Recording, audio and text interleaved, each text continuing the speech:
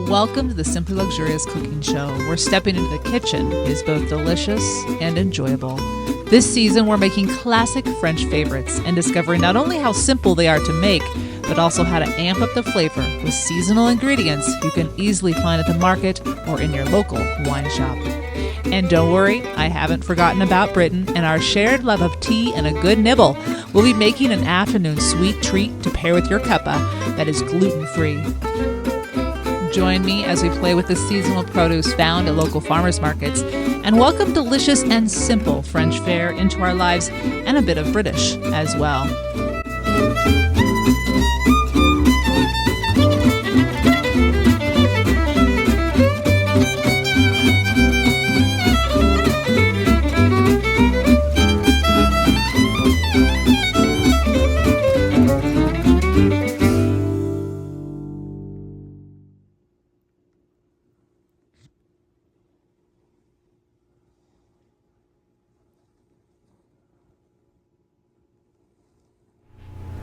Welcome to the Simply Luxurious Kitchen, and welcome to my kitchen here at Le Papillon in Bend, Oregon.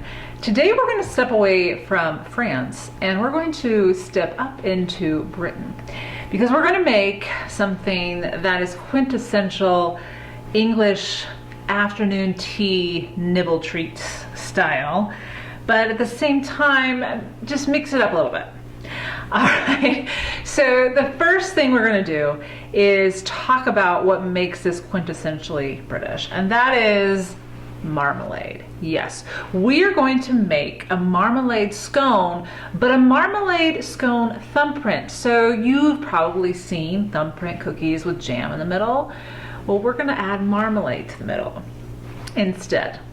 And we're going to make this gluten-free, but I will share with you how you can simply just use all-purpose flour if you prefer. But I think you'll find that the gluten-free will taste even more delicious because of the various nutty flavors of the flours we're going to use.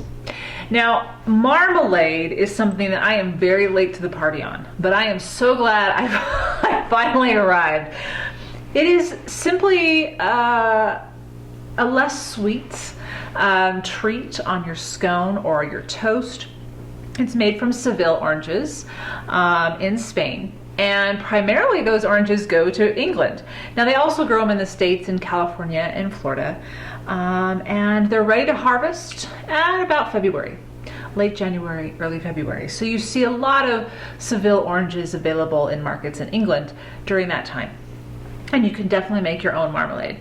There are all sorts of brands, all different types, all different, as you'll see here, golden shred, fine shred, medium shred. And what that means is they're keeping the rind at a certain thin or thickness. Now this is a pretty standard brand to use. I'll share that with you. And this is the one I love. Very inexpensive, and it does or did have the warrant from Queen Elizabeth II.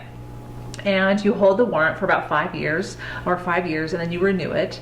So we'll see if it gets renewed with King Charles II. I think it might. Paddington Bear approves of this one as well. But there are others. You'll see a lot of other ones, and it really depends on your preference of tartness. And I don't like a lot of tartness, so there's probably a little bit more sugar in mine. And I don't care how thick or thin the rind is. That doesn't matter to me. But when I started adding this to my scones or my croissants every Sunday instead of jam, after my peach jam ran out that I made last year in season 6, I had found my new go-to. So we're gonna add this to a classic nibble, which is a scone, but the ingredients of this scone will just knock your socks off. It'll just be a little different. All right, so the first thing you need to do is well ahead of time, either the day before or the morning of, you want to brown butter. Yes, this is going to add more flavor to just a regular plain scone. So you want to get about 113 grams of unsalted butter. I've used my favorite French butter, and I've done this ahead of time before I tape this, so it was ready to go.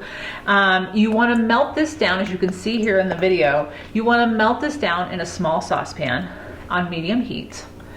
And I actually had just taken mine out of the freezer, and that's it melting immediately. So either whether it's in the freezer or the fridge, 113 grams, measure that out.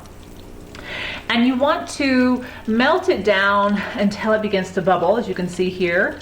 And you'll notice that it's starting to turn a light brown. And that's good. We want to brown this butter. That's going to add that buttery, kind of nutty taste to the butter. And so you're going to have the benefits of the butter, but now you're adding another flavor element to that butter. You're also going to see here at the end that there are milk solids in the brown butter. Those are good for us in this recipe. We're going to keep those. We're not going to skim those off the top and make clarified butter. We're going to keep those. So now that you can see it's a medium brown color, the milk solids look like crumbs in there, we're ready. We're done. So now I want you to pour out this into a heat-safe bowl and just take out 6 tablespoons. 6 tablespoons are all we're going to need for this recipe. And put them in a dish that you can put a lid on so it doesn't spill, and put it first on the counter until it comes to room temperature, and then straight into the refrigerator or freezer until it becomes solid. Now I put mine in the freezer so it freeze or solidify more quickly, but it really depends on your time constraints. And of course you can do this multiple days ahead of time too if you want. This is that extra something special. Now I am adapting this recipe from a cookbook and a cookie recipe creator who I love. And I have made many recipes by her, but you may have heard about her latest cookbook, The Cookie That Changed My Life by Nancy Silverton. Now she makes a different type of thumbprint. And I've adapted this to make it gluten-free, but also to add the marmalade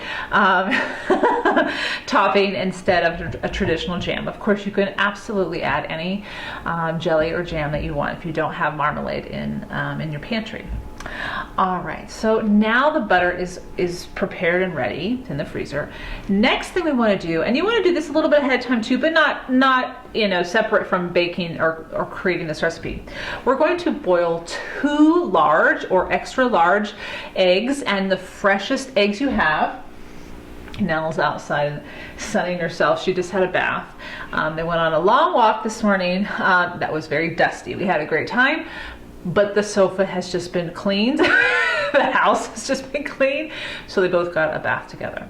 And now they're both, one's in the sunshine, one's actually in the chair in the living room, Norman.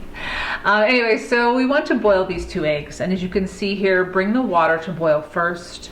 Then using a slotted spoon, place the 2 eggs in the boiling water for about 11 minutes. When that 11 minutes is up, go ahead and use that slotted spoon again. Have a small bowl of cold water or ice cubed water. You can have ice cubes in there if you have ice cubes in your kitchen or your refrigerator. And just place the eggs in that cold water until they cool down. Then you'll take them out, and that is where we're going to begin this recipe. All right, so we have, there she comes, Miss Nellie. Miss Nellie, there she is, sunshine girl. You warmed up. Oh, you are warm. You are warm. She's nice and warm. Okay, so now I'm gonna wash my hands.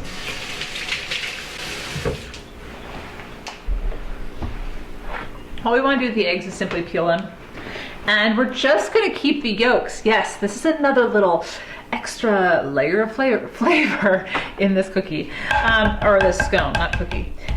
So now I just want to peel the hard-boiled eggs, and again I just gently tap them here on the towel or the cutting board, and then I'll take them off. I'll do them both at the same time. And the towel is where I placed them after they came out of the cold water to absorb any extra water. Now you're going to want something to do with, or have an idea of what you might want to do with the egg whites, because we're not using the egg whites for this, just the egg yolks. Now you may be wondering, why hard boil them? Why do you need just the egg yolks? Yada, yada, yada. So first of all, this is often something that Northern European recipes or baking recipes do. You'll find this in many Linzer cookies. They use egg yolks, boiled egg yolks. And what it does, believe it or not, is actually creates a richer flavor or texture. That at the same time of being delicate, it also, because of that, creates a more tender, crumbly consistency. So it's an interesting bit of science, which is, again, I am no scientist, but aren't all bakers scientists? Anyway, so it's going to add, again, more flavor, add to the crumbliness, the texture, and make it a little bit more rich and flavorful. So we've got the shells off, and we're going to put them over here. I'm going to rinse these off. Now I'm just going to take, you can use your hands, gently take off the egg whites and get all the way down to the yolk. There we go. That's all you want. That's all you want. And the bigger, so that's why I went large, extra large if you can get them. Oh, it just comes up so easily. You can might as well eat the egg yolk right now, egg right now. If you don't eat it in the rest of it. That's good. Put that on top of a salad. So good. Now keep these handy. Excuse me, talking with a mouthful. And put these somewhere where you can use them again. And keep going to your pup. There you go. Good, huh? I'm gonna go give one to Norman. All right, Norman has joined us. And so what we're gonna do now is start to create the batter for the scone. And you want nuts of your preference. So I'm gonna use almonds. You can use pecans, you can use walnuts, hazelnuts, as long as it's roasted. And you can roast them yourself in the oven, 400 degrees, 10 to 12 minutes. But all you need is a half a cup of roasted and no salt. So unsalted, dry roasted nuts of your choice. Approximate. Good snack on too. Add them to the food processor, and to the almonds add 35 grams of sugar, granulated sugar, or 2 tablespoons. So I have measured out 2 tablespoons here of granulated sugar. I want 1.5 teaspoons of baking powder.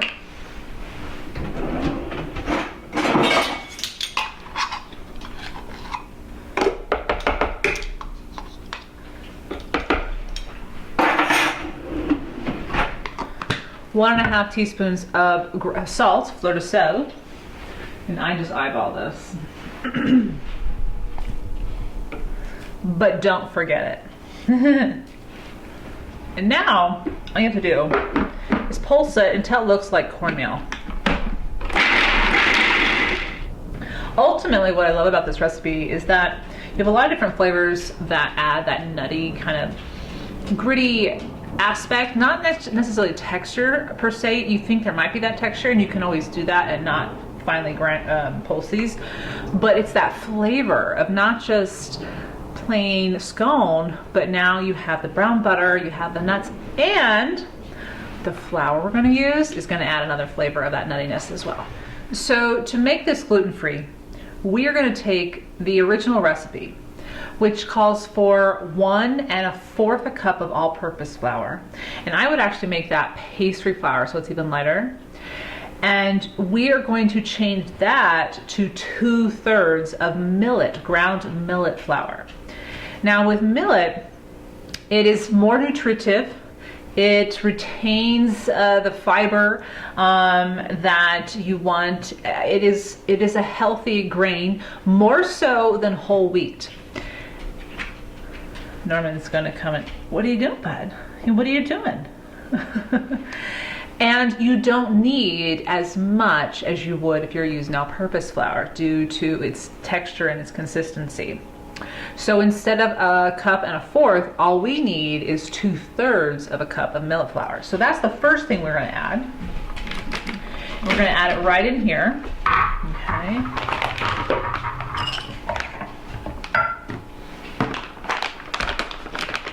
And I love my Bob's Red Mill, who we sadly lost this year, but the brand still exists and they're still making their wonderful flours. So I want 2/3 of millet flour. Now if you wanted to ground down or grind down your own so you have a more texture, you absolutely could do that. But we're not done yet, because the other flour we're gonna use does have a bit of texture, and that is polenta. So you're going to add 1/4 cup of polenta. And you can see there are fine little granules in this one. Okay, so a lot of yellow texture or colors here, as you can see. Now with the flour, you also want to now add your spices. So we're going to add 1.5 teaspoons of each of these. We have cinnamon, ground cardamom, and ground nutmeg. So we're going to add all 3 of these, 1.5 teaspoons of each. And keep these out because we will be using 2 of these, the cinnamon and the nutmeg, in the finishing mixture that we put on top of the scones when they go in the oven.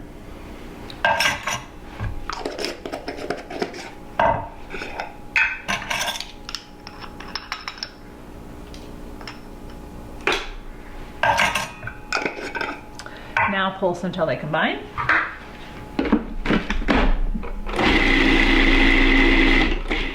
Looking really good, all combined. It smells really, you can start to smell some of those spices, which just makes it warm and cozy in here. All right, now we're going to take those egg yolks and we're going to use a microplane or medium grater and just grate it in. The food processor will do most of it. Okay. In fact, you could do a lot of it with your hands, to be honest with you. Okay. All right, and again, this is adding a different component to the cookies and how they will bake because you have boiled that egg already. It's already cooked. Now it's almost like it's double baking it, which makes it the crumbly crispiness that you want, but also tender.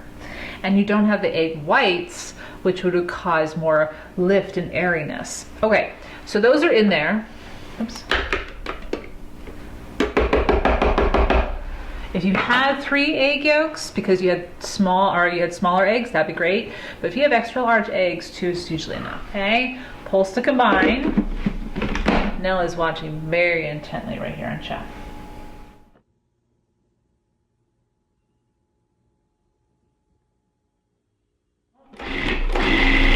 And just to combine. All right, can't see the egg yolks anymore.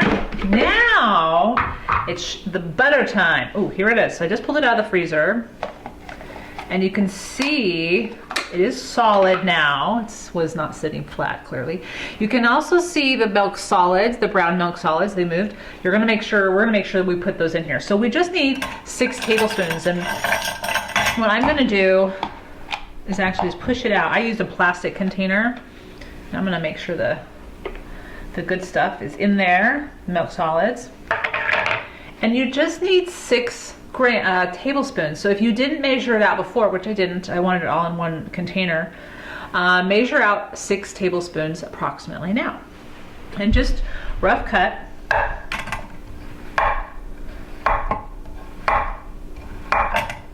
It smells so good. Oh my gosh. You could even just taste it. So I mean, you know it's butter, but there is something additional to that flavor. So we're just gonna put those in there. And I might put a little bit more butter. And pulse to combine. This is looking really good. I only have one more thing to add. I'll put that back. I'll use that from another recipe. And let me just show you what this looks like. Now we can prepare to roll out the dough or to just push it out. It's really simple. And make our scones. So what I want to do before I mix the dough and roll it out is I need to have a little bit of my moisture. And that moisture is going to come in the form of heavy cream, heavy whipping cream, or buttermilk. Buttermilk would work well here. 1/2 cup of heavy cream. Okay. And again, buttermilk, I love buttermilk scones.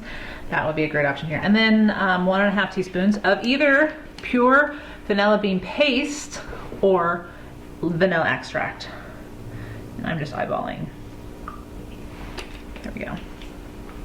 Okay. Mix that up.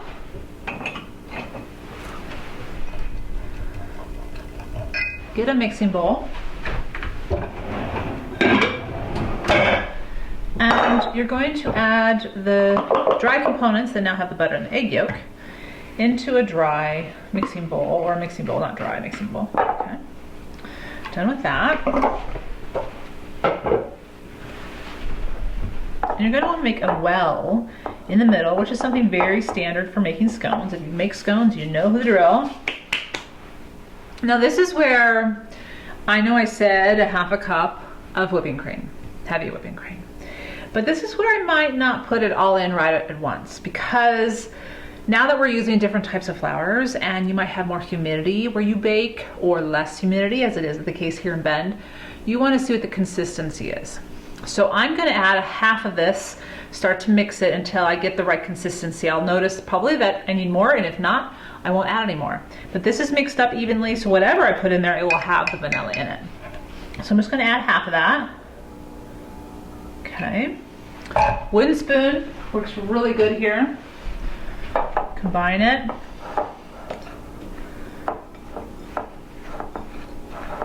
Okay, and then you eventually might want to get your hands in there and just use your hands. This needs more of that liquid, which is good. It's supposed to. It smells so good though already. Just having those spices, having that butter, the nuts. I mean, the nuts are already roasted, so that's part of what we're smelling now. Oh, it's already getting nice. The consistency we want. We still have a little bit more cream if we need it, which is perfect. All right, just a little bit more, Nellie. Yeah. There we go. Should basically clean up the sides of the bowl and not be terribly sticky.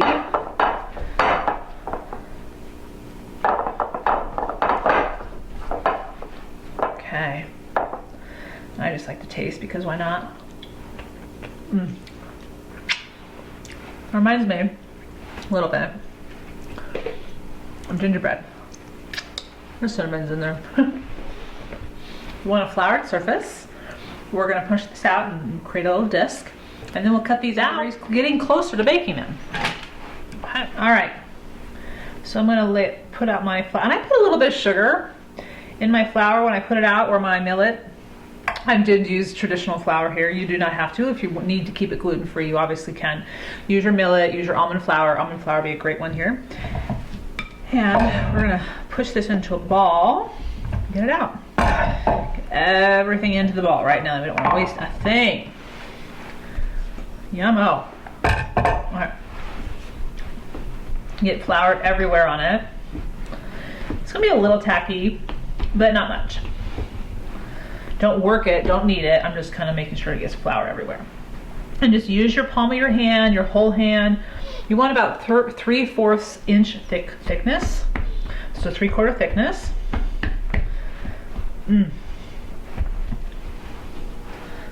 Perfect. All right. So to cut the scones, you can use a can, a glass jar, or a can. I already have my scalloped edge cookie cutters or biscuit cutters, like they're scones cutters, and it's up to you what size you want. I'm going to use this one. It's about a 2-inch width diameter, and this is the largest one, about, I would say this one might be just a little bit more, 2.5. But anyway, so this is the one I'm going to use, but you can use any size you want. And you want to flour the cutter, and then just work your way around. Keep it in the cutter when you bring it over to the parchment lined paper. And yeah, I think this size is definitely the right size. The other one would have been way too big. Take your thumb, here's the fun part, and just indent in the middle. So eventually we'll put jam in there. And take a look at that. Hi, Miss Nellie. And then we just keep doing that until all of the dough is used. And what I like about using this flour is it does make things really easy to cut, and there's a bit of a texture to the flour because you have that polenta in there. Keep them about an inch apart. Oops. Oops. That one didn't come with us. We'll just grab it. Ooh, I can see what I did there. Okay. Put your thumbprint in there. Now do you want a paw print in there?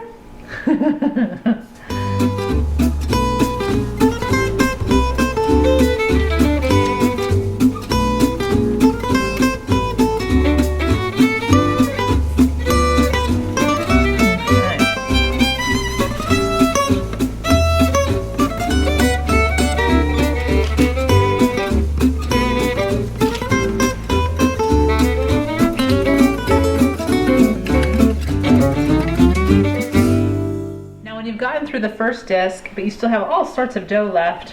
Just ball it back up and then roll it out with your hands again into the disc of the height or the thickness of 3/4. I would make sure to get flour on it again. Nope. Huh, Miss Nelly. And then just make sure the thickness is about the same. And the cutter is floured. And we should have about 9 of these. If you used, again, this is just under, I think, 2 inches. Yeah, we'll have 12 scones. So I'll ball this back up. And then Nellie can taste the dough and let me know how I did. I'll get Norman a nibble too. Perfect.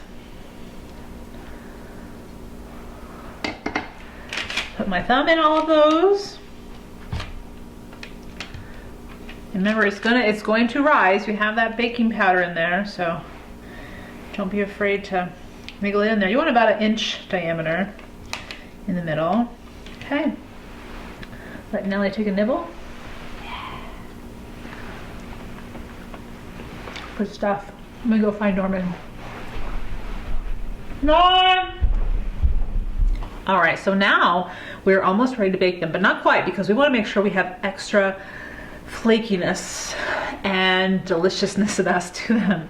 So we're going to chill them. So if you put them in the refrigerator, put them in the fridge for about an hour, and if you put them in the freezer, for about 30 minutes. So let's do that.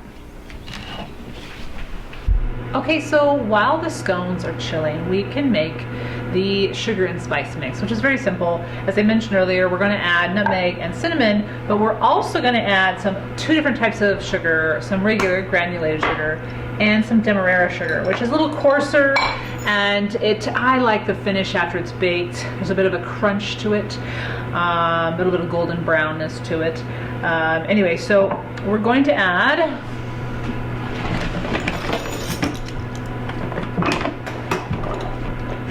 a tablespoon of regular granulated sugar,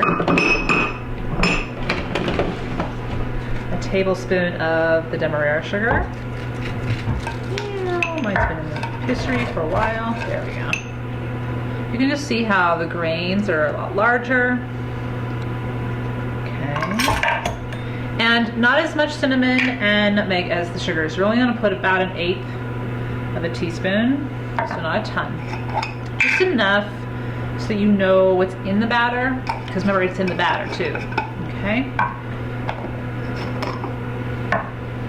You helping me out? Great job.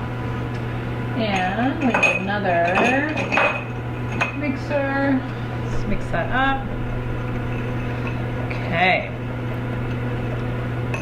Now, what you also want to have ready is, and I had a little bit of leftover heavy cream from when I made the dough, and sometimes that's enough. But if not, you'll need about 1/8 to 1/4 of a cup of heavy cream, usually about 1/8, because you're going to brush each of the scones before you bake them, and then add the sugar and spice mix so it sticks. And we are ready for those scones to come out of the refrigerator or freezer, wherever you have them, and we'll get them ready and then plop them in the oven.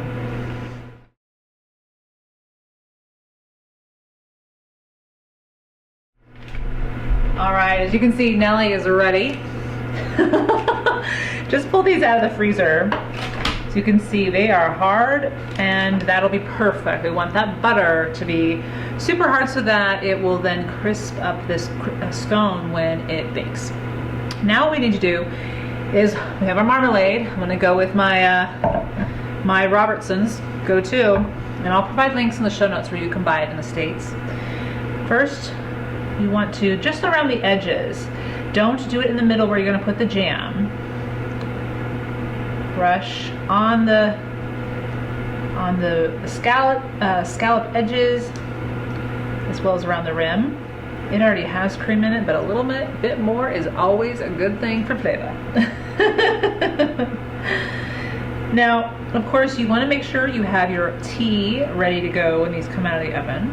So I've got my tea pot and teacup ready to go. These will go into the oven for about 30 minutes, so it's not a quick bake like some scones.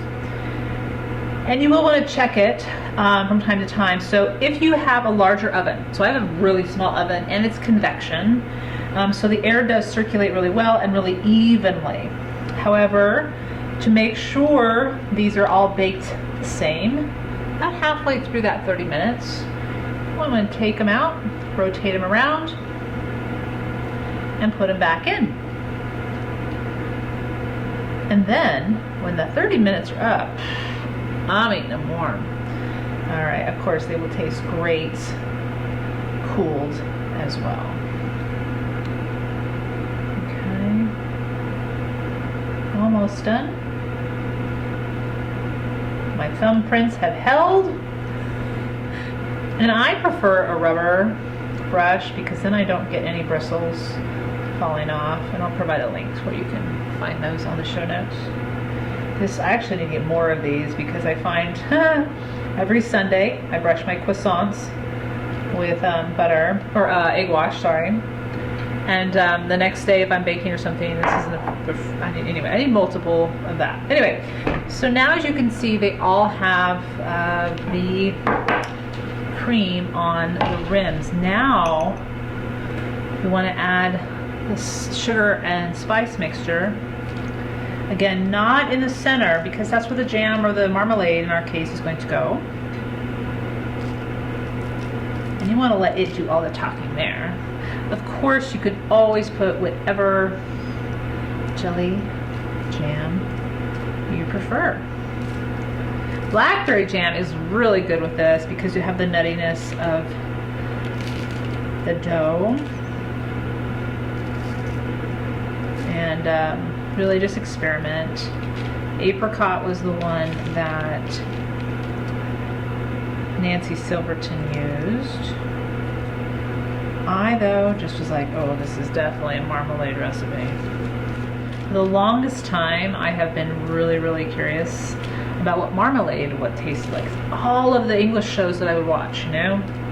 Downton Abbey.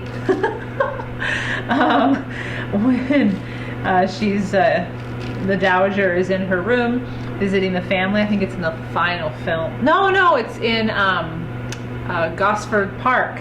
She's with her lady's maids and she asks for lots of marmalade. I'm like, ooh, what is marmalade? Just not something you see in the States, but definitely something to have no matter where you live. Okay, so those are sprinkled. Now get a tablespoon or just a regular spoon.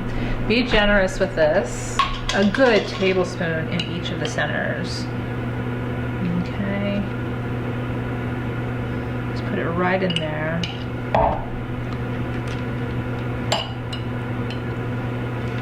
And if you can get some rind in there in your scoop, all the better. Try to keep it in the center. Of course, these are all going to be delicious wherever that marmalade goes. Hummus now. I think so. Can I have a nibble? You probably can have a nibble. We share here. Okay. All right, these are ready to go in the oven.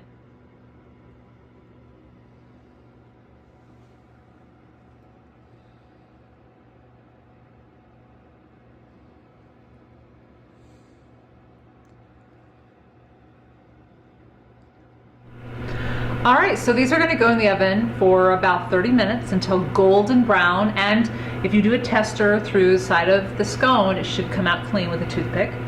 We're going to rotate it if we need to make sure everything is evenly baked. And you set your oven, if you have convection, to turn on convection. If not, it's okay. So fan. You want 375 degree Fahrenheit or 190 degree Celsius. So let's put them in the oven.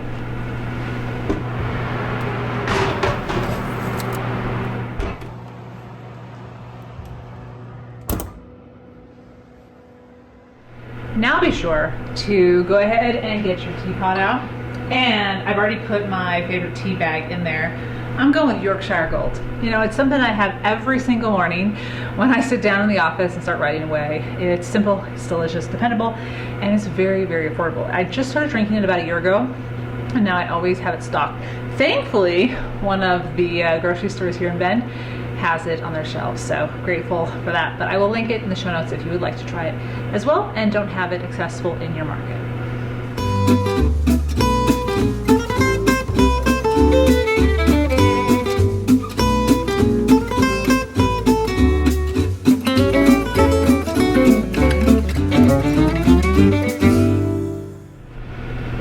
Tea's ready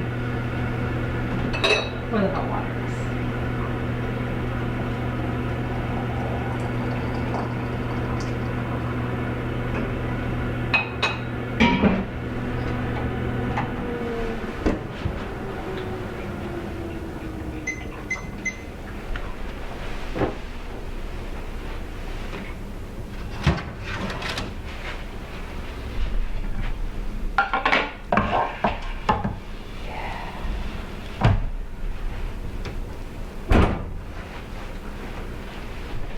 All right, this kitchen smells wonderfully warm in spices. You have that trifecta of the nutmeg and the cinnamon and the cardamom, and the marmalade is just bubbling in the middle, and the scone itself is baked through, clean.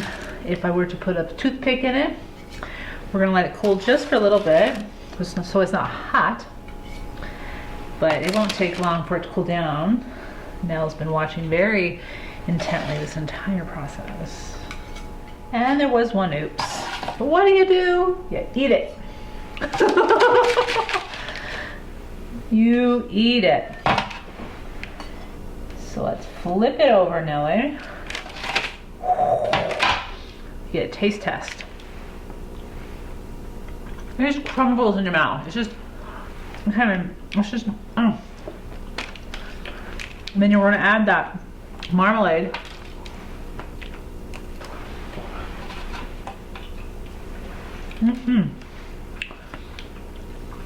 So I guess we're doing a bit of a pre-taste test.